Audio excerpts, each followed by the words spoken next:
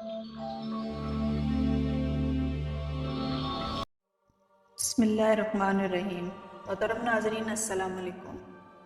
سورۃ آل عمران آیت نمبر 180 میں ارشاد رب العزت ہوتا ہے، جو لوگ خدا کی دی ہوئی نعمتوں کو خرچ کرنے میں بخل سے کام لیتے ہیں، انہیں ہرگز یہ نہیں سوچنا چاہیے کہ یہ کام اچھا ہے، بلکہ یہ بہت برا کام ہے۔ عنقریب قیامت کے دن وہی چیزیں ان کی گردنوں میں توپ کی طرح لٹکا دی جائیں گی جن میں وہ بخل کیا کرتے تھے۔ کسی زمن میں نقل ہوتا ہے کہ پیغمبر اکرم صلی اللہ علیہ وسلم خانہ کعبہ کے طواف میں مشغول تھے۔ ایک مرد کو دیکھا جو غلاف کعبہ کو پکڑے دعا کر رہا تھا، خدایا اس گھر کا واسطہ مجھے بخش دے۔ رسول خدا صلی اللہ علیہ وسلم نے فرمایا، تیرا گناہ کیا ہے؟ اس شخص نے کہا، میرا گناہ اتنا بڑا ہے کہ میں اس کو بیان نہیں کر سکتا۔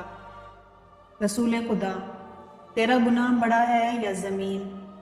شخص، میرا گناہ۔ رسول خدا، تیرا گناہ بڑا ہے یا پہاڑ؟ شخص، میرا گناہ۔ رسول خدا، تیرا گناہ بڑا ہے یا آسمان؟ شخص، میرا گناہ۔ رسول خدا، تیرا گناہ بڑا ہے یا خدا؟ شخص، خدا اعلیٰ اور اجل ہے۔ رسول خدا، تجھ پر وائی ہو، اپنے گناہ کو بیان کر۔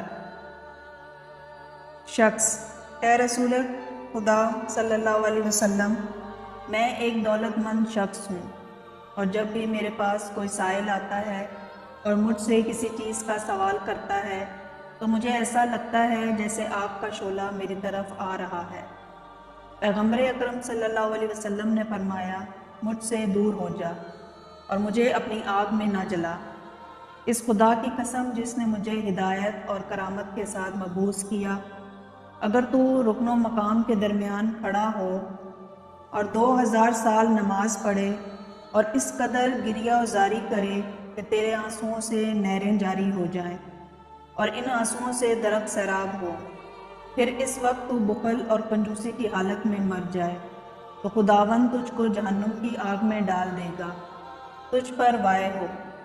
کیا تو نے قرآن نہیں پڑھا کہ خدا فرماتا ہے، جو بخل کرتے ہیں وہ اپنے ہی حق میں بخل کرتے ہیں۔